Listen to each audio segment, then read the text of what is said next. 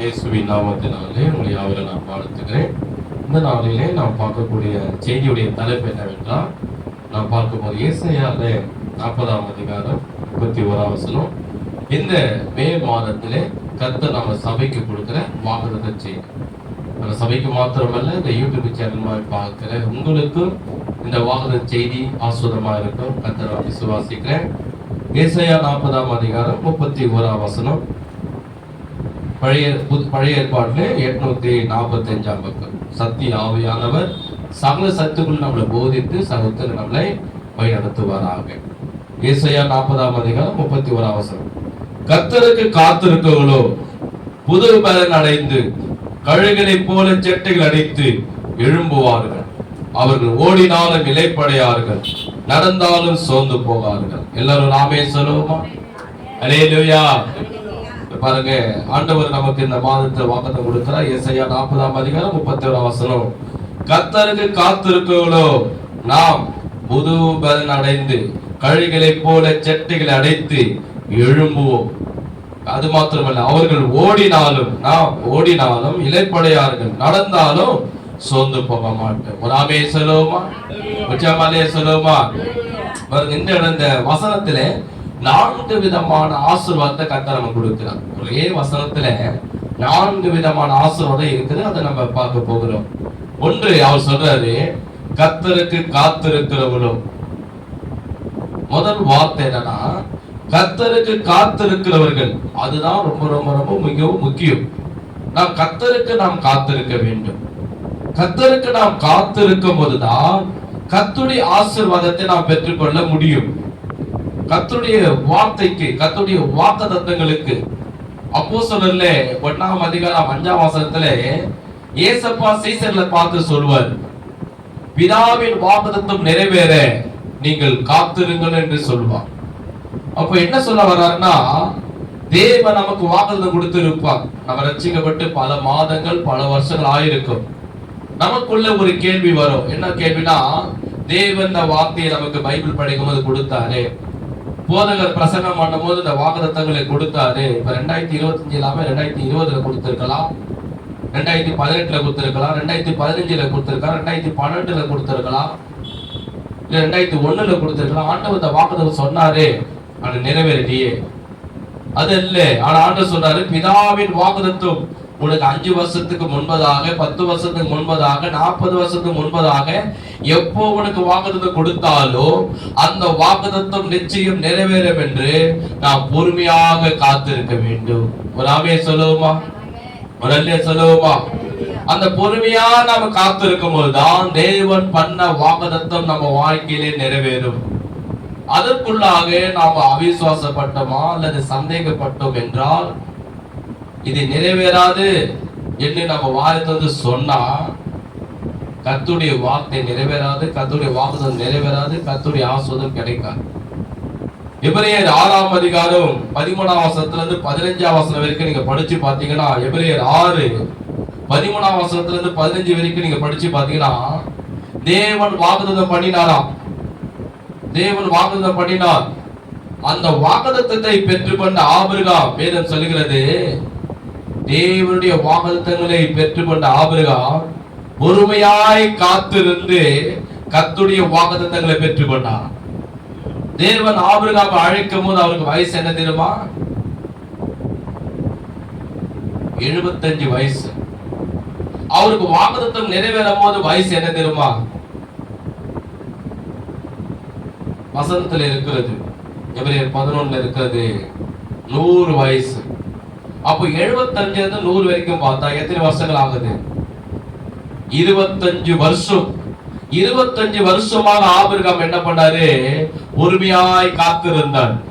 தேவன் சொல்லி இருக்கிறார், வானத்து நட்சத்திர பூமி மணலை போல பிள்ளையை கொடுப்பா, என்னை ஆஸ்வதிக்கவே ஆஸ்வதித்து என்னை பெருக பண்ணுவா, நான் அநேக ஜாதிகளுக்கு தகப்பனாவேன் என்று தேவன் ஆதிகாமம் 12ஆம் அதிகாரத்தில் 75 வயசு இருக்கும் போது 5 வாக்குத்தத்தங்களை கொடுத்து அழைத்தான்.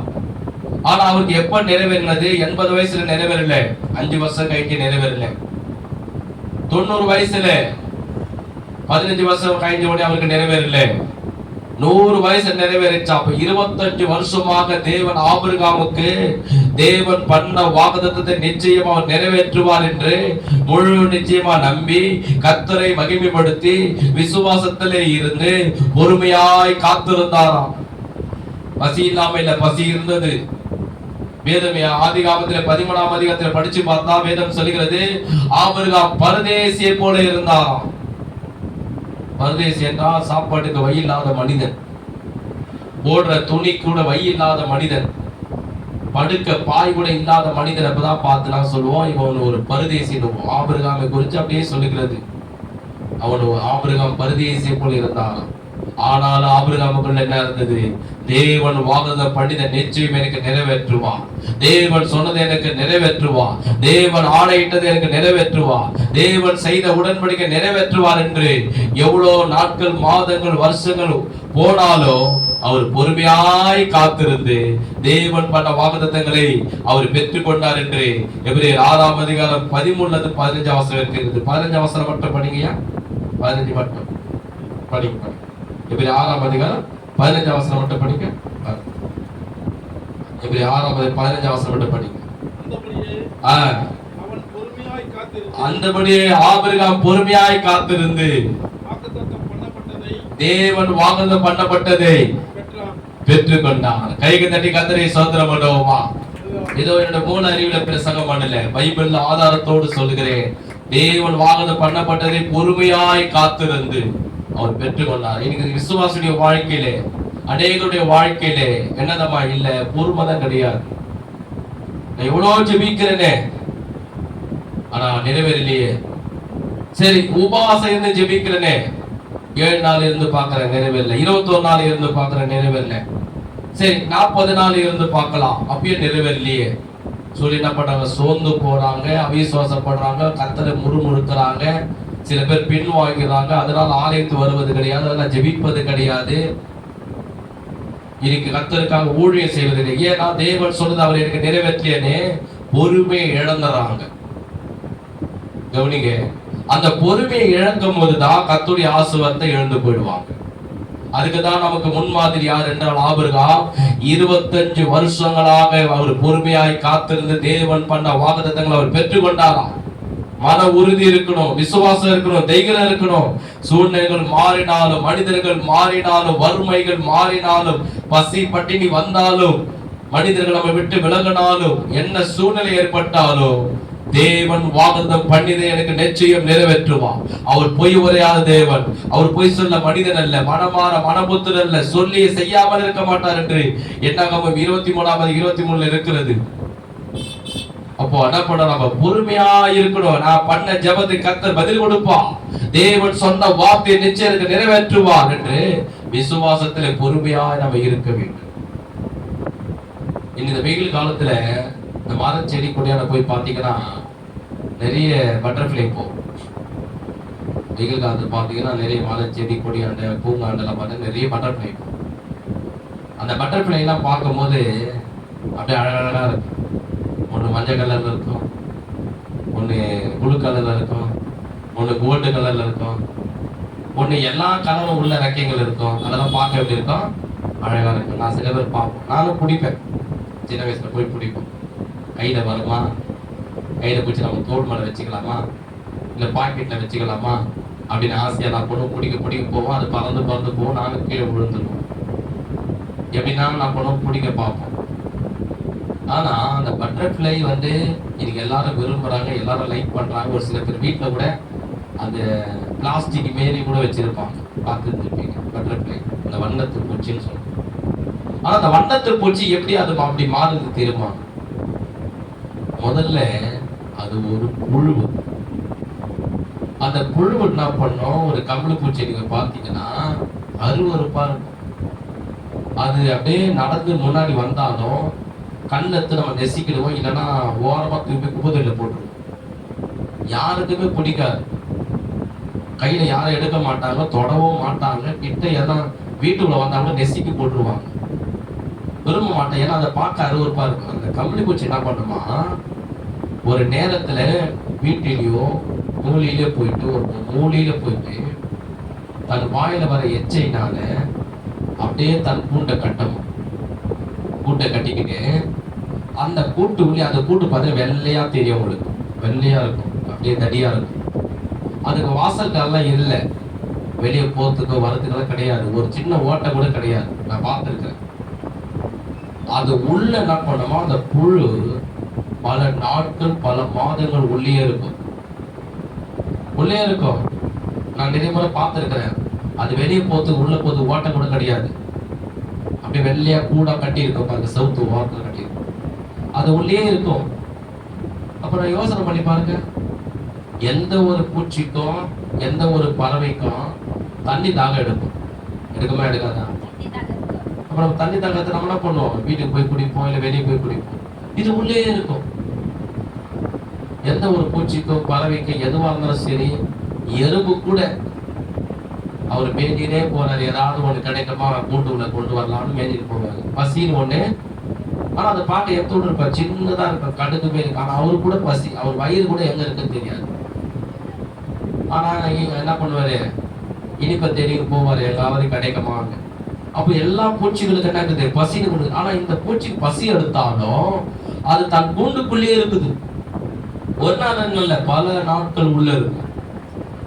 ஆனா அது பொறுமையாய் தன் பசியை அடக்கி, தன் தாகத்தை அடக்கி, தன் சரீரத்தை ஒடுக்கி, அது உள்ளேயே பல நாட்கள் பொறுமையாய் காத்திருக்கும் போது, அது பல நாட்கள் பொறுமையாய் உள்ள பசியும் தன் தாகத்தையும் எல்லாவற்றையும் அதை அடக்கி உள்ளே இருக்கும் போது, ஒரு நாள் தன் சிறகெல்லாம் முளைச்சு அந்த வண்ணத்து பூச்சியாக, பட்டர்ஃப்ளையாக அந்த கூட்டெல்லாம் உடைச்சு அது வெளியே வரும். அழகா பறந்து போய் உக்காஞ்சி தேனெல்லாம் சாப்பிடும்.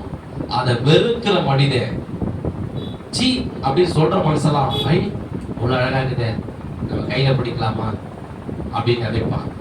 அல்லேலூயா. அப்படிதான் ஆண்டவர் சொல்றாரு, இன்னைக்கு நீ எல்லாருடைய மனிதனுடைய பார்வையில் எப்படி இருக்கிற, உன் வாழ்க்கை, உன் குடும்பம், நீ ஐயோ இவங்களா, சி இவங்க நல்ல வேலை இருக்குதா, நல்ல வருமானம் இருக்குதா, இவங்க கணவனை பாரு, இவங்க மனைவியை பாரு, இவங்க பிள்ளைகளை பாரு, இவங்க வீட்டை பாரு, இந்த சபையை பாரு, இந்த ஊழத்தை பாரு, இவங்க வாழ்க்கையை பாரு, இவங்க துணியை பாரு, எப்படி இருக்கிறாங்க, கேவலமா இருக்குது, மட்டமா இருக்குது, ஒண்ணுமே இல்லாம இருக்கிறாங்க. அந்த புழுவை போல உன் வாழ்க்கை காணப்படலாம்.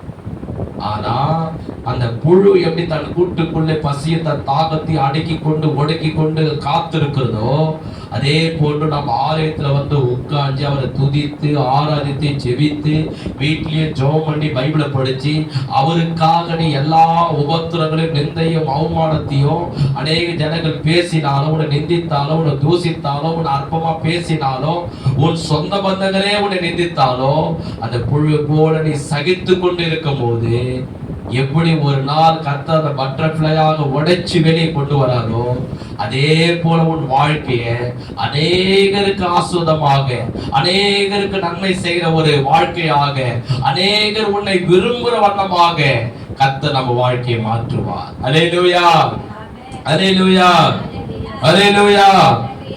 ஆனா நம்ம என்ன பண்ணோம், காத்திருக்கணும். கர்த்தர் சொன்ன வார்த்தையை நிச்சயம் நிறைவேற்றுவார், காத்திருக்கணும். கர்த்தர் நான் செய்த ஜெபத்துக்கு நிச்சயம் பதில் கொடுப்பார் என்று பொறுமையாக காத்திருக்கணும். நான் பண்ண உபவாசத்தை கர்த்தர் நிச்சயம் நிறைவேற்றுவார். வாக்குத்தத்தம் பண்ணினவர் நிச்சயம் பொய் உரையாத தேவன், நிச்சயம் நிறைவேற்றுவார். பொறுமையா காத்திருக்கணும். நீங்க எல்லாருடைய வாழ்க்கை பாருங்க, விபத்து பொறுமையா இல்லை, அவசரமா போதுனால தான் விபத்து வருது. இன்னைக்கு அநேகருடைய கல்யாணம் ஏன் இன்னைக்கு பல பிரச்சனை போகுதுன்னா, பொறுமையா காத்திருக்க மாட்டாங்க. அப்பா அம்மாவுக்கு கீழ்படிஞ்சு பொறுமையா காத்திருக்க, இவங்க இஷ்டப்பட்டு திருமணத்தை பண்ணிக்கிறாங்க. அதனாலதான் பின்னாடி அவஸ்தைப்படுறாங்க, கஷ்டப்படுறாங்க. ஆனா வேதம் சொல்லுகிறது, நம்ம பொறுமையாக யோபுடைய வாழ்க்கையை பாருங்க. எல்லாவற்றையும் இழந்தார். ஆடு மாடு ஒட்டகம் கழுதை பிள்ளைங்க வீடு நிலம் சொத்து எல்லாவற்றையும் இழந்தான். யோபு 42:2 சொல்லப்படுகிறது. யோபு சொல்றார், தேவரே நீ சகலத்தை செய்ய வல்லவர், நீ செய்ய நினைப்பது ஒன்றும் என் வாழ்க்கையில ஒன்றும் தடைபடாது என்று விசுவாசத்தோடு ஜெபம் பண்ணி பொறுமையா காத்திருக்கிறார். வேதம் சொல்லுகிறது, யோபு இழந்த எல்லாவற்றையும் கர்த்தர் எப்படி ஆசீர்வதிக்கிறாரா, இரட்டதனையாய் கொடுத்து ஆசீர்வதிக்கிறார். யோபு இழந்த எல்லாவற்றையும் கர்த்தர் இரட்டதனையாக கொடுக்கிறார். அவருக்கு யோபுக்கு மட்டுமல்ல நமக்கு செய்வார். யோபு ஆராதித்த தேவன் தான் நாமும் ஆராதிக்கிறோம். நாம் வாழ்க்கையில எதெல்லாம் இழந்திருக்கிறோமோ, நாம் பணத்தை இழந்திருக்கிறோமா, கர்த்தருக்காக நாம் காத்திருக்கும் போது 2 மடங்கு கொடுப்பா. வீட்டை இழந்திருக்கிறோமா, 2 மடங்கு கொடுப்பா. பொருளை இழந்திருக்கிறோமா, 2 மடங்கு கொடுப்பா. உன் பிள்ளைகளை இழந்திருக்கிறியா, 2 மடங்கு கொடுப்பா. உன் வேலையை இழந்திருக்கிறியா, 2 மடங்கு கொடுப்பா. இன்னைக்கு மந்தைய ஜனங்களை இழந்திருக்கிறியா, 2 மடங்கு கர்த்தர் உனக்கு கொடுப்பா. சரீரத்துல பேலனை இழந்திருக்கிறியா, 2 மடங்கான பேலனை கொடுப்பா. அல்லேலூயா, அல்லேலூயா, அல்லேலூயா. நமக்கு என்ன வேண்டும்? ஆண்டவர் சொல்றார், முதலாவது கர்த்தருக்கு காத்திரு. யாருக்கு காத்திருக்கணும்? நான் ரொம்ப நேரம் வெயிட் பண்றேங்க, ஃபர்ஸ்ட் பண்ணலாம். மாப்பிள்ளைங்கள பொண்ணுக்கு பொண்ணுக்கு மாப்பிள்ளையும் காத்திருக்கிறாங்க. அதுக்கு இல்ல, யாருக்கு காத்திருக்கணும்? கர்த்தருக்கு காத்திருக்கணும். அவர் ஆலயத்துல காத்திருக்கணும், ஜெபத்துல காத்திருக்கணும், வேத வாசத்துல காத்திருக்கணும்.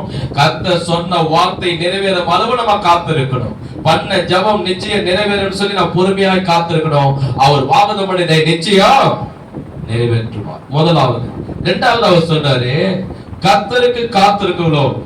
எல்லாரும் செய்ய சொல்லுங்க. கர்த்தருக்கு காத்திருக்கிற நாள்,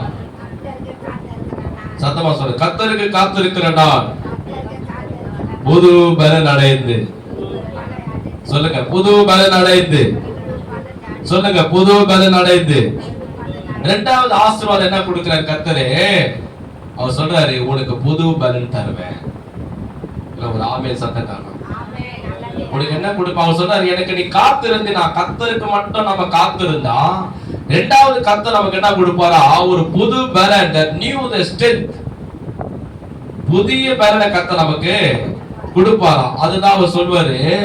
அப்போஸ்தலரிலே இருக்கிறது. அப்போஸ்தலரிலே அங்கே அவர் சொல்வாரு, அந்த 1ஆம் அதிகாரம் 5ஆம் வசனம் படிச்சே இல்லையா? அதுல அவர் சொன்னாரு, பிதாவின் வாக்குத்தத்தம் நிறைவேற நீங்க என்ன பண்ணுங்க?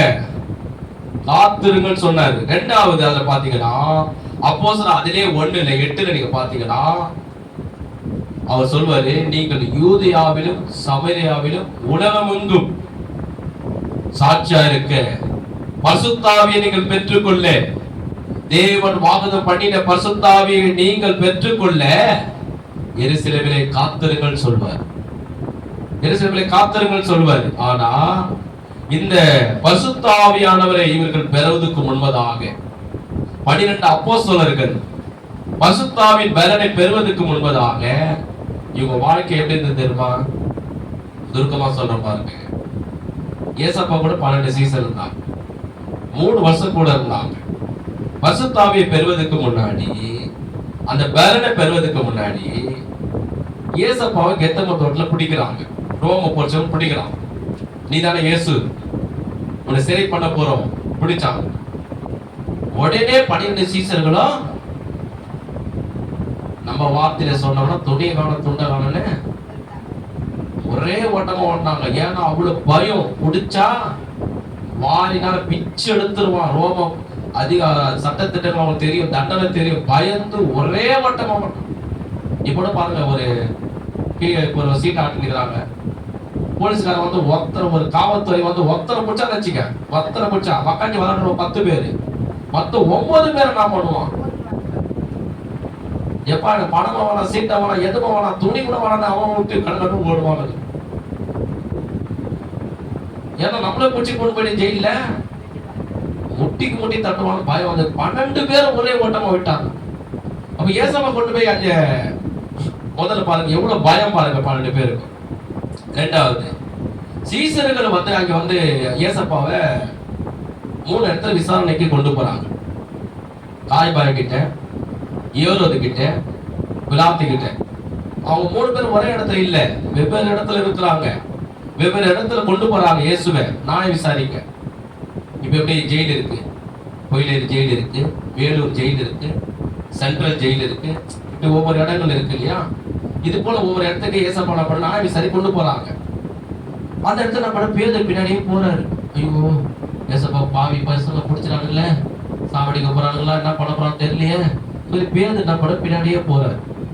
அப்போ ஒருத்தர் பார்த்துட்டாரு, நீ இயேசு கூட தானே இருந்த, நான் உன்னை பார்த்தனே, அந்த மலை மேல 5 அப்பத்தை 2 மீனை கொடுக்கும்போது நீ தானே எடுத்துட்டு வந்து எல்லா பேரும் கொடுத்த, அவர் கூட தானே நீ இருந்த, உண்மையா சொன்ன அந்த இயேசு யாருன்னு எனக்கு தெரியாது. யார் சொல்றது? பேதுரு சொல்றாரு. அப்படியா?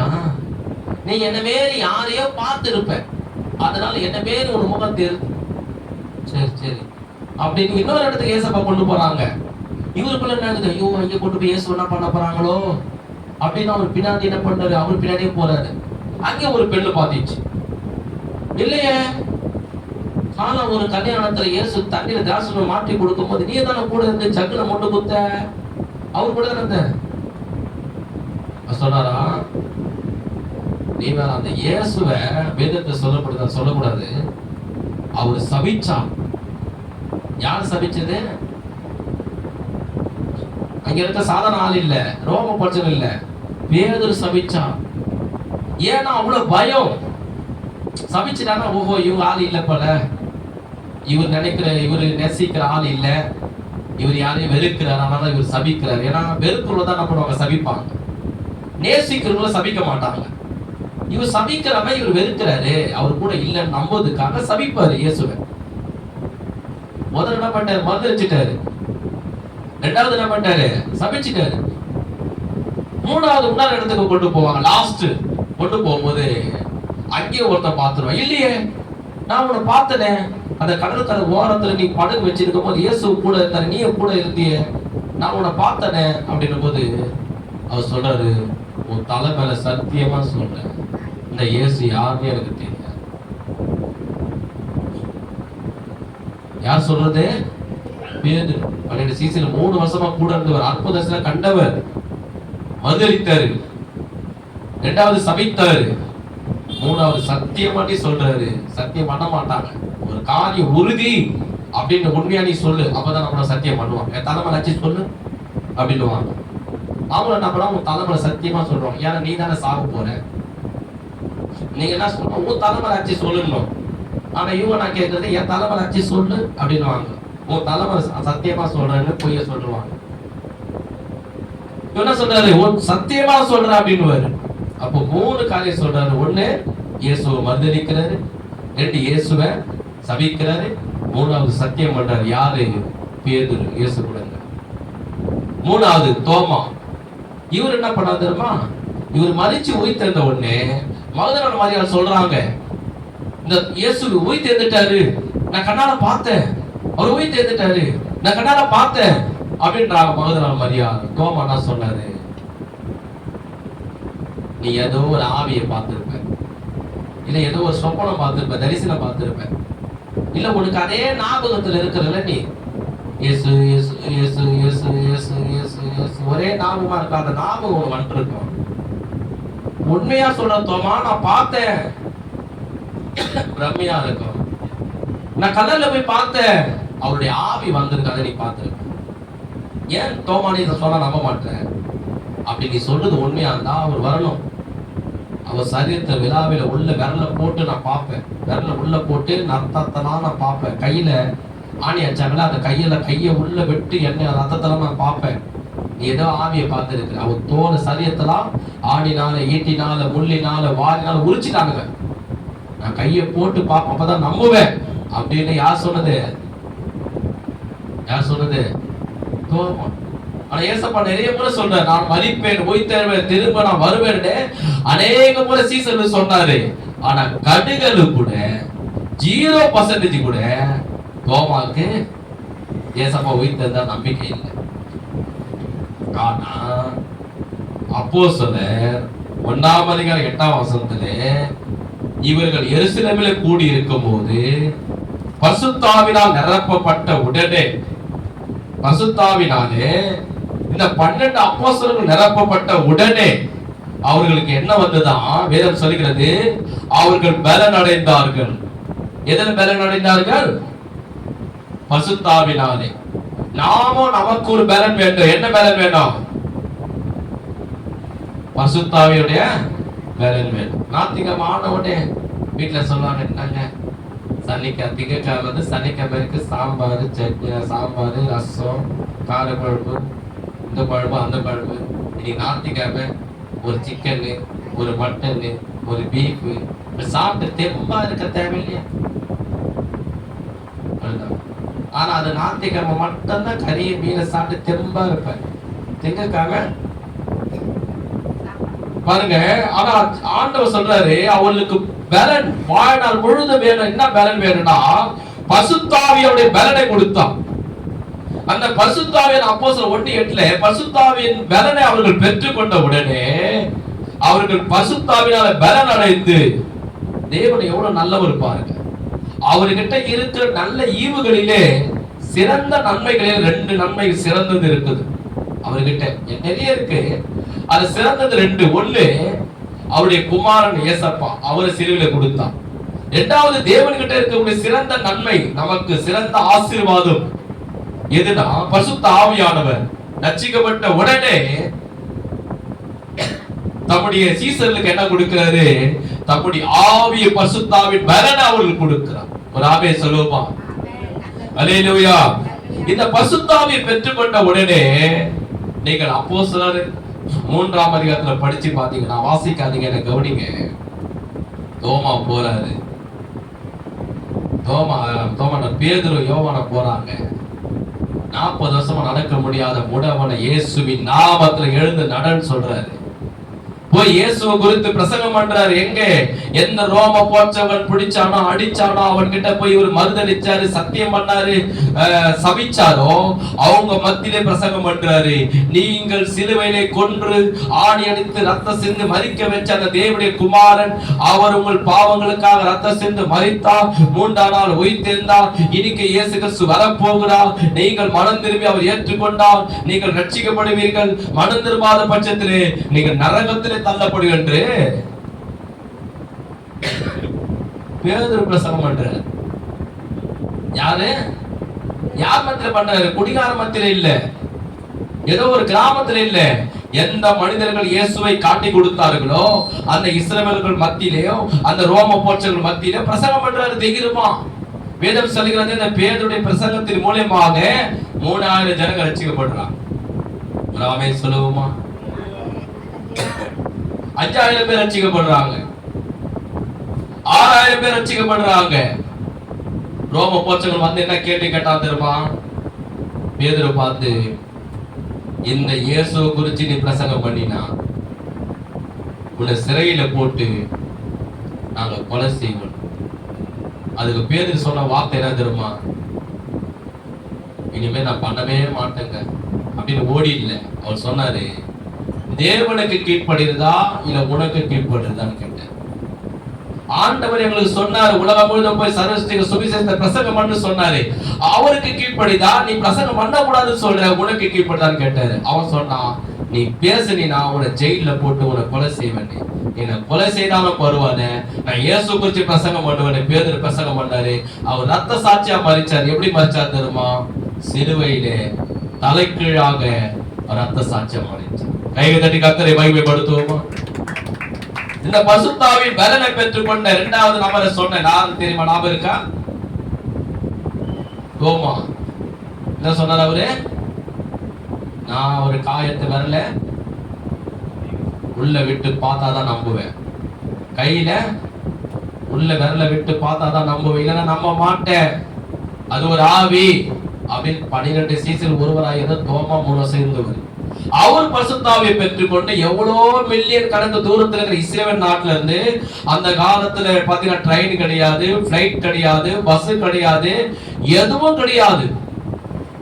எவ்வளோ தூரத்துல இருந்து பல மைல் தூரத்துல காடுகள், மலைகள், தீவுகள் எல்லாம் கடந்து, கப்பல் ஏறி தீவுகளை கடந்து, புயலை கடந்து, பசிய பட்டினமா இருந்து, எவ்வளோ தூரத்துல இருந்து வந்து நம்ம இந்தியா நாட்டுக்கு வந்து கேரளாவில் வந்து கேரளாவில் பிரசங்கம் பண்ணி, அங்கிருந்து தமிழ்நாடுக்கு வந்து தமிழ்நாடு சென்னையில பிரசங்கம் பண்ணி, நம்ம சென்ட் தாமஸ் மவுண்ட்ல ஏசப்பாக்காக ரத்த சிந்து மரித்தார். இந்தியாவிலே முதல் நாட்டுக்கு வந்து பிரசங்கம் பண்ண, சுவிசேஷத்தை பிரசங்கம் பண்ண முதல் நபர் யார் என்றால் தோமா ஒருவர் தான். முதலாவது சபையை சாவிச்சவர் யார் என்றால் தோமா ஒருவர் தான். இயேசுவை குறித்து ரத்த சாட்சியா நம்ம நாட்டில சென்னையில இன்னைக்கு சென்ட் தாமஸ் மவுண்ட்ல இருக்குது, ரத்த சாட்சியா மரிச்சவர் யார் என்றால் தோமா தான். காரணம் என்ன தெரியுமா?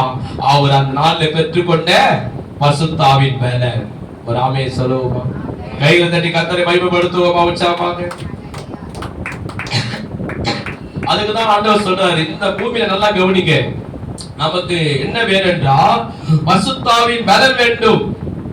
நமக்கு சரி, இப்ப நமக்கு சொல்றாரு ஆண்டவர் சொல்றாரு, உனக்கு வாக்குத்தத்தம் கொடுத்திருக்கிறாரு, உனக்கு பரிசுத்தாவின் பலன் கிடைச்சா இந்த உலகத்தை நீ என்ன பண்ணுவ? சாத்தான் கொண்டு வருகிற சோதனையை உன்னால ஜெயிக்க முடியும். பரிசுத்தாவின் பலனை பெற்றுக் கொண்டா இந்த உலகத்துல வர எல்லா உபத்திரத்தை ஜெயித்து நீ மேற்கொண்டு போக கிருபை கிடைக்கும். பரிசுத்தாவின் பலனை பெற்றுக் கொண்டா உன் மாம்சத்தின் கிரிகளை எல்லாவற்றையும் அடுக்கி ஆண்டு ஆவிக்குரிய வாழ்க்கை வாழ உனக்கு பலன் கிடைக்கும். பரிசுத்தாவின் பலன் உனக்கு கிடைத்தா சாத்தான் கொண்டு வருகிற எல்லா சோதனையை நீ ஜெயித்து வாழ உனக்கு பலன் கிடைக்கும். பரிசுத்தாவின் பலன் உனக்கு கிடைத்தால் ஆவிக்குரிய நீதியிலே கர்த்தருடைய சித்தத்தை நோக்கத்தை நீ நிறைவேற்றி முடிக்க உனக்கு கிருபை கிடைக்கும். ஏசப்பா கெத்தம தோட்டத்துல ஜெபிக்கும் போது, பிதாவே உம்முடைய சித்தத்தை செய்ய எனக்கு பலன் தாரும் கேட்கும் போது ஏசப்பாவை பலப்படுத்தினார். அதே போலதான் நம்மளையும் சரி, கர்த்தர் நம்மளை குறித்து ஒரு நோக்க திட்டம் வச்சிருக்கிறார். அந்த நோக்கத்தை திட்டத்தை நான் நிறைவேற்றி முடிக்க, ஆவிக்குரிய வாழ்க்கை வாழ, சாத்தானை ஜெயிக்க, அவன் சோதனையை ஜெயிக்க, இந்த உலகத்தில் வருகிற எல்லா தீமையை ஜெயிக்க நமக்கு என்ன வேண்டும்? பரிசுத்தாவின் பலன் வேண்டும். கண்களை மூடி கைகளை உயர்த்தி சொல்லுங்க, பிதாவே நீ வாக்குத்தத்தம் பண்ணின உங்களுடைய பரிசுத்தாவியானுடைய பலனை, சத்தமா சொல்லுங்க, பரிசுத்தாவினுடைய பலனை எனக்கு தாரு. உமக்காக வாழ, உன் சித்தத்தை செய்ய, உன் நாமத்தை மகிமைப்படுத்த, சாத்தானுடைய கிரிகளை அழிக்க, தேவன் ராஜ்யத்தை கட்ட பரிசுத்தாவின் பலனை தாரு. எனக்கு பரிசுத்தாவின் பலனை தாரு. நீர் வாக்குத்தத்தம் பண்ணின பரிசுத்தாவின் பலனை எனக்கு தாரு. நல்ல கைகதறி ஆண்டவரை ஸ்தோத்திரம் பண்ணுங்க. அவர் கொடுத்தபடியா கைகதறி கர்த்தரை ஸ்தோத்திரம் பண்ணுங்க. அதை நீங்க ஜெபிக்கணும், ஒவ்வொரு நாளும் கேட்கணும். அதுக்கப்புறம் பாத்தீங்கன்னா ஏசாயா 40ஆம் அதிகாரத்திலே அவர் சொல்றாரு, கர்த்தருக்கு காத்திருக்கிறோ புது பலன் அடைந்து கழிகளை போல சட்டைகளை அடைத்து எழும்புவார்கள். என்ன செய்ய சொல்லுங்க, நீங்க தான் சொல்லணும். நான் கழிகளை போல சட்டைகளை அடைத்து எழும்புவேன். பாருங்க, மூணாவது அவர் கொடுக்கிற நல்ல ஒரு வார்த்தை, கழுகளை போல சட்டைகள் எடுத்து நீ எழும்புவேன். அதாவது என்ன சொல்ல வர்றாருன்னா, உலகத்துல நிறைய பறவைகள் இருக்கு, ஆயிரக்கணக்கான லட்சக்கணக்கான கோடிக்கணக்கான பறவைகள். நம்ம பார்த்ததுல என்ன பார்த்திருக்கிறோம்? குருவி, காக்கா, புறா இப்படிதான் பார்த்திருப்போம். ஆனா நீங்க இந்த டிஸ்கவரி சேனல்லையோ இந்த யூடியூப்ல பாத்தீங்கன்னா லட்சக்கணக்கான கோடிக்கணக்கான பறவைகள் உலகத்துல ஆண்டவர் படைச்சிருக்கு. இந்த வேடந்தாங்கல போய் பாருங்க தெரியும், மண்டலூர்ல போய் பாருங்க தெரியும், அநேக பறவைகள் இருக்கு. அதெல்லாம் நான் பார்ப்பேன், லட்சக்கணக்காக இருக்குது. ஆனா கர்த்தர் வேதத்துல கரெக்டா ஒரு பறவையுடைய பேரை சொல்றாரு. என்ன பேரு? எல்லா பறவைக்கும் பேர் இருக்குது. குருவி கூட பேர் இருக்குது, சிட்டிக்குருவி கூட பேர் இருக்குது இல்லையா? ஆனா ஆண்டவர் சொல்றாரு, இந்த இடத்துல சொல்லப்பட்ட பறவைக்கு பேர் வச்சு சொல்றாரு, நமக்கு அதுக்கு சமமா வச்சு பேசுறாரு. அந்த பறவையுடைய பேர் என்ன? பைபிள்ல சொன்னார் ஆண்டவர். என்ன பறவைக்கு பேர் சொல்றாரு? கழுகு. இந்த கழுகு கிட்ட ஒரு குணம் இருக்குது. என்னன்னா, அது எப்பவுமே அதோடைய தன்மை பார்த்தீங்கன்னா ரொம்ப உயரமா இருக்கும். மலை மேலதான் உட்காரும். ரொம்ப தூரத்துல இருக்கிற ஒரு இரைய அதோடைய விஷன்னா பார்வை, அந்த பார்வையில அது பிடிக்கும். அது எந்த ஒரு தூரத்துல மலையிலயோ மரத்திலேயோ செடியிலயோ கொடியில அந்த பாம்புகள் போனாலும் தன் பார்வையினால பார்த்து கரெக்டா அதை பிடிச்சு கொண்டு வரும். அதுக்கு ஒரு நாள் பலன் குறையும் போது, இப்போ வாலிப வயசுன்னு வச்சுங்களேன், 25 வயசு 30 வயசு, கடகன்னு போவாங்க, கடகன்னு வருவாங்க, கடகன்னு வேகமா வண்டி ஓட்டுவாங்க, கடைக்கு போவாங்க, வேலைக்கு போவாங்க. இந்த வண்டி ஓட்டுறவங்க பாருங்க, வேக வேகமா போவாங்க, வேகமா வருவாங்க, வேகமா பேசுவாங்க. ஏன்னா அவங்க பேசுறது, அவங்க பண்றதுல என்ன இருக்குதுன்னா, அந்த அவங்களுக்குள்ள வாலிப வயசுல பலன் இருக்குது. சொல்றது புரியுதுங்களா? கொடுமா, நான் போயிட்டு வரேன், நான் வந்துடுறேன், 10 நிமிஷம் வந்துடுறேன், சீக்கிரம் வந்துடுறேன். வண்டி ஓட்டும் போது பாருங்க, சசன்னு அந்த பாம்பு போற மாதிரி போவோம், வேக வேகமா சிறுத்த பேர் பாய்த்து ஓடுவாங்க. ஏன்னா வாலிப வயசுல அவ்வளவு வேகம் இருக்கும். ஒரு கல்யாணத்தை கூட பாருங்க, வேக வேகமா படிக்கட்டுல ஏறுவாங்க. ஆனா அதே ஒரு 50 வயசு 60 வயசு ஆன உடனே எங்க போயிட்டு வரணும், மார்க்கெட்டுக்கா, சரி போடு போயிட்டு வர. என்ன நீ இப்ப வர, என்ன நடக்கவே முடியல, மூச்சு வாங்குது. நான் நீ தானே வண்டி வச்சுருக்கிற, வண்டி வச்சுட்டு போயிடலாம். வண்டி வச்சிருந்தாலும் பொறுமையா போனல. அவன் எதிர்க்க பாம்பு மாரி ஓட்டுறான், சிறுத்தை மாரி ஓட்டுறான், புலி மாரி பாஞ்சு பாஞ்சு ஓட்டுறான், இப்படி போறான் அப்படி போறான். நான் பொறுமையா போனல இச்சிட்டானா 60 வயசு 70 வயசு ஆனா என்ன பண்ணுவாங்க பேசுவாங்க. நான் சொல்லி புரியுதா உங்களுக்கு? நீங்க மட்டும் இல்ல, நான் கூட. அப்ப அந்த வயசு ஆகும் போது நம்மளுடைய பலன் என்ன ஆகும்? குறைஞ்சிடும். ஓடுற தன்மை குறைஞ்சிடும், நடக்கிற தன்மை குறைஞ்சிடும், பேசுற விதம் கூட குறைஞ்சிடும். வயசானவங்க பேசுற பாத்துக்கிறீங்களா? எப்படி பாருக்கிற, நல்லா இருக்கிறியா, உங்க அப்பா எப்படி இருக்கிறான்? அது வாலிப பசங்க பேசுற பாத்தீங்கன்னா, அண்ணாக்கா எப்படி இருக்கிற, அண்ணன் எப்படி இருக்கிறாரு, வேலைக்கு போறீங்களா, சாப்பிட்டீங்களா, வாங்க டீ சாப்பிட்டு போங்க அப்படின்னு வாலிப பசங்க பேசுறது. அப்ப அந்த பேசுற தன்மை கூட நீங்க பாத்தீங்கன்னா குறைஞ்சிடும், எல்லாமே குறைஞ்சிடும். ஆனா ஆண்டவர் என்ன சொல்றாரு, இது போலதான் கழுகுக்கும் நடக்கும். அந்த கழுகு ஒரு நாணமா ஒண்ணு பண்ணமா, என்ன பண்ணுமா, அதுக்கு பலன் குறையும் போது மலை மேல போய் உட்கார்ந்து, அதனால பறக்க முடியல, ரொம்ப தூரம் போய் இறையை கொண்டு வர முடியல, சாப்பிட முடியல போது மலை மேல போய் உட்கார்ந்து என்ன பண்ணுமா, அந்த மலையிலேயே உட்கார்ந்துருக்கு. தன் ரெக்கையெல்லாம் என்ன பண்ணோம், அந்த பாறையிலே இப்படி இப்படி இப்படி அடிச்சு அடிச்சு அடிச்சு அடிச்சு அந்த ரெக்கெல்லாம் கொட்டி போயிடும். அந்த பாறைங்க இருக்குல்ல, ரொம்ப பாறையா இருக்கும், பார்த்தா தெரியும், கருங்கல் தெரியும். அது மாதிரி இப்படி இப்படி இப்படி பண்ணி அதுக்கு இருக்கிற நகத்தெல்லாம் உடஞ்சிடும். அதுக்கு பெரிய பலன் எதுனா ரெக்கைங்களும் நகைகள் தான் பெரிய பலன். பறக்கிறதுக்கு ரெக்கை, இறையை பிடிக்கிறதுக்கு நகம், அந்த நகையை உடைச்சிடும். இப்போ இது மலை மேல இருந்து கீழே பூமி கடியில மண்ணுக்குள்ள போற பாம்பை பிடிக்கணும்னா ரெக்கையில பறந்து போக முடியாது. அது என்ன பண்ணுமா, அப்படியே கழுகு மொட்டையா ரெக்கெல்லாம் கொட்டி பாறையிலே ரொம்ப நேரம் அப்படியே இருக்கும். பசி எடுக்கமா எடுக்காதா? போவா. தாகம் எடுக்கமா எடுக்காதா? உங்களுக்கு ரெண்டும் எடுத்துன்னு அது எடுத்தாலும் என்ன பண்ணும், போகாது. அப்படியே அந்த பாறை கிட்டே என்ன பண்ணும், கம்முன்னு இருக்கும். கம்முன்னு பசியத்தாலும் போக முடியாது, ஏன்னா பறந்து போகணும். தாங்கத்தாலும் போக முடியாது, ஏன்னா நாங்க கடை இல்லை, பிடிக்கிறது இறைய பிடிக்குது, அது உடஞ்சி போச்சு. அப்படியே உள்ளே இருக்கும் போது நான் கொட்டி போன ரெக்கைகள் எல்லாம் கொஞ்சம் கொஞ்சமா கொஞ்சம் கொஞ்சமா கொஞ்சம் கொஞ்சமா கொஞ்சமா புதுசா முளைக்க ஆரம்பிக்கும். புது ரெக்கைகளை முளைச்ச உடனே புது நகங்கள், இப்ப நம்ம கூட நகை இருக்குல்ல, அந்த நகைத்தை நீங்க நகையை பேர்த்து விட்டீங்கன்னா புதுசா நகை வளரும். இப்ப தலைமுடின்னு வச்சுக்கிறேன், மொட்டை அடிச்சு விட்டாங்கன்னா புதுசா முடி. அது போல இந்த ரெக்கைகளை புதுசா வளர்ந்த உடனே, நகை எல்லாம் புதுசா வளர்ந்த உடனே அது எப்படி ஆயிடுச்சு, ரொம்ப ஷார்ப்பாயிடுச்சு. ரெக்கைங்கெல்லாம் புதுசா வளர்ந்த உடனே நல்ல பலன் வந்துச்சு. அது அந்த பலன் வந்த உடனே அது இன்னும் உயரமா பறக்க ஆரம்பிச்சது, இன்னும் தூரத்துல இருக்கிற இறைய போய் பிடிக்க ஆரம்பிச்சது. அதுக்குதான் ஆண்டவர் நாணமா சொன்னாரு, அந்த கழுகுக்கு சமமா நம்மை விசுவாசிகளை வச்சு ஆண்டவர் பேசுறாரு. நீ கர்த்தருடைய சமூகத்திலே ஆலயத்திலே ஜெபத்திலே காத்திருக்கும் போது, பரிசுத்தாவினால நீ பலன் அடையும் போது, அந்த கழுகை போல, கழுகு எப்படி பல நாட்கள் பல மாதங்கள் எனக்கு வயசாயிடுச்சு, எனக்கு நடக்க பலன் இல்லை, பறக்க நகையில் பலன் இல்லை, என்னால ஒரு இறையை பிடிக்க முடியாது, இப்போது எனக்கு பலன் வேணும் சொல்லி தன் பாறை கிட்டே உள்ளே உட்கார்ந்து இருக்கிறதோ, அந்த பாறை போன்று இருக்கிற கண்மலையாக கிறிஸ்துக்குள்ளாக, அப்படி ஆலயத்துக்குள்ளாக ஜெபத்துக்குள்ளாக நீர் உட்கார்ந்து இருக்கும் போது, தேவன் வாக்குத்தத்தப்படி பரிசுத்தாவி உனக்கு கொடுக்கும் போது, அது மூலமா நீ பலன் அடையும் போது, உன் வாழ்க்கையை எப்படி கழுகு எழுப்புகிறதோ வானத்துக்கு நேராக, உன் வாழ்க்கையை கர்த்தர் உயர்த்த ஆரம்பிப்பான். உன் குடும்பத்தை உயர்த்த ஆரம்பிப்பான். உன் வருமானத்தை உயர்த்த ஆரம்பிப்பான். உன் சத்துருக்கள் மத்தியிலே, உன்னை நிந்திக்கிற மத்தியிலே, உன்னை தூசித்தவர் மத்தியிலே, உன்னை அற்பமாய் பார்த்தவர்கள் மத்தியிலே உன் தலையை உயர்த்த ஆரம்பிப்பான்.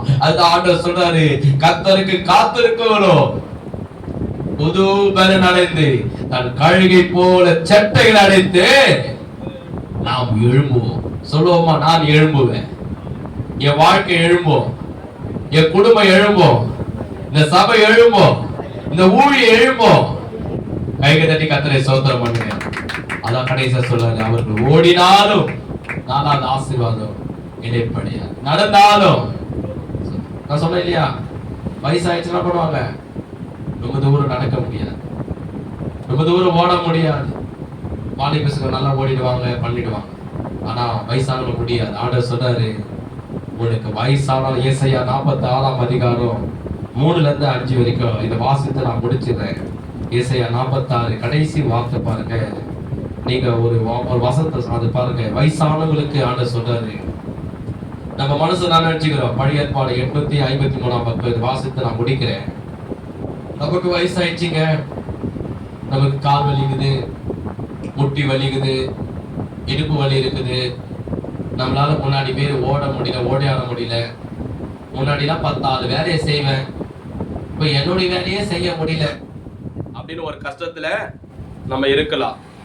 ஆனா கவனிங்க, ஆனாலும் இங்க என்ன சொல்றாரு, இதுல அருமையான ஒரு வார்த்தைய ஏசப்பா கொடுக்காரு பாருங்க.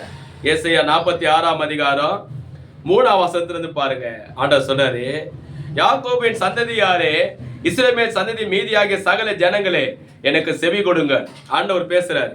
தாயின் வயிற்றில தோன்றின முதல் உங்களை ஏந்தி, தாயின் கர்ப்பத்தில் உற்பத்தி ஆன முதல் உங்களை தாங்கினேன். அவர் என்ன சொல்ல வர்றாருன்னா, கர்த்தரு, நீ தாயின் கருவில உருவாக்கும் போது நான் தான் உன்னை உருவாக்குனேன், தாயின் கருவில இருந்து வெளியே வரும்போது நான் தான் உன்னை எடுத்தேன். அதனால இப்ப என்ன சொல்ல வர்றாருன்னா, நமக்குள்ள என்ன மைண்டு, வயசாயிடுச்சு, நடக்க முடியாது, இடுப்பு வலிக்குது, முட்டி வலிக்குது, நம்மளால முன்னாடி மாரி வேலை செய்ய முடியாது, நம்ம பல நாள் நினைக்கிறோம் உள்ளத்துல. இப்ப ஆண்டவர் என்ன பேசுறாரு பாருங்க. திருப்பி அவர் என்ன சொல்றாரு, அவர் சொல்றாரு, உங்கள் முதிர் வயது வரைக்கும், வயசான காலத்துல நான் அப்படியே செய்வேன், நரை வயது வரைக்கும். நரை வயதுனா வெள்ளை முடி, நரைச்ச முடின்னுவாங்க, வெள்ளை முடி. அது வெள்ளை முடி ஃபுல்லா எப்போ வரும், ரொம்ப வயசாகும் போது, 70 வயசு 80 வயசு வரும்போது எல்லா முடியும் வெள்ளையா முடியும். ஆண்டவர் சொல்றாரு, உனக்கு நரை வயது மட்டும் வெள்ளை முடி வர வரைக்கும் நான் உங்களை தாங்குவேன், நான் அப்படியே செய்து வந்தேன், இனிமேலும் நான் உன்னை ஏந்துவேன், நான் உன்னை சுமப்பேன், நான் உன்னை தப்புவிப்பேன். எல்லாம் சேர்த்து சொல்லுங்க, என் தேவனாய் கர்த்தர் என்னை ஏந்துவார், என்னை சுமப்பார், எல்லா பொல்லாப்புக்கும் எல்லா தீமைக்கும் என்னை தப்புவிப்பார். ஆமென். போதுங்க. 5ஆம் வசனம் ஆண்டவர் சொல்றாரு, யாருக்கு என்னை சாயலும் சமமா ஆக்கி யாருக்கு நான் ஒப்பாகும்படி என்னை ஒப்பிடுவீர்கள். அவர் சொல்றாரு, உனக்கு வயசாயிடுச்சு, யாருமே இல்லையே, பிள்ளைங்க இல்லையே, என் கூட பிறந்தவங்க இல்லையே, நான் பார்த்தவங்க இல்லையே, நான் சாப்பாடு போட்டேன், படிக்க வச்சேன், கல்யாணம் பண்ணேன், இன்னைக்கு சோறு போட யாரும் இல்லை, துணி எடுத்து கொடுக்க யாரும் இல்லை. அது மட்டும் இல்லை, நான் வேலைக்கு போய் சம்பாதிச்சாலும் வேலை செய்யக்கூடிய பேலன் எனக்கு இல்லை, நான் ஒண்டியா இருக்கிறேன், எனக்கு உடம்பு முடியலன்னு சொல்லி நீ கவலைப்படும் போது ஆண்டவர் சொல்றாரு, அவருடைய ஆலயத்துல காத்திருந்து அவரை துதித்து அவரை ஆராதித்து உட்கார்ந்து வசந்த கேட்கிற உங்களுக்கு ஆண்டவர் சொல்றாரு, கர்த்தரை காத்திருக்கவளோ நாம் பலன் அடைந்து, பரிசுத்தாவின பலன் அடைந்து, கழுகளை போல செட்டைகளை அடைந்து கர்த்தர் நம்மளை எழும்ப பண்ணுவாரா. எழும்பது மாத்திரமல்ல, நம்ம முதிர் வயது வரைக்கும் கர்த்தர் நம்மளை ஏந்துவாரா, நம்மளை தாயை போல சுமப்பாரா, எல்லா பொல்லாப்புக்கும் தீமைக்கும் வியாதிக்கும் நம்மளை தப்பி வைத்து நம்மளை பாதுகாப்பாரா. கைகதறி கர்த்தரை ஸ்தோத்திரம் பண்ணுவோமா. அதுதான் ஆண்டவர் சொல்றாரு, கர்த்தரை காத்திருக்கிறோம். எல்லா சேர்ந்து சொல்லுவோமா, கண்களை மூடி கையில உயர்த்தி, கர்த்தரை காத்திருக்கிற நானும் புது பலன் அடைந்து கழுகளை போல செட்டைகள் அடைத்து உயர உயரமாக நான் எழும்புவேன். என் வாழ்க்கை எழும்பும், என் குடும்பம் எழும்பும், என் சபை எழும்பும், என் ஊழியம் எழும்பும். நான் நடந்தாலும் நான் ஓடினாலும் நான் சோர்ந்து போக மாட்டேன். கர்த்தர் என் பலனா இருக்கிறார், கர்த்தர் என்னை ஏந்துவார், கர்த்தர் என்னை சுமப்பார். எல்லா தீமைக்கும் எல்லா பொல்லாப்புக்கும் எல்லா வியாதிக்கும் என்னை தப்புவிப்பார். சத்துடைய கரத்திலிருந்து, பொல்லாத மனிதனுடைய கரத்திலிருந்து என்னை தப்புவிப்பார். கைகளை தட்டி கர்த்தரை ஸ்தோத்திரம் பண்ணுவோம்.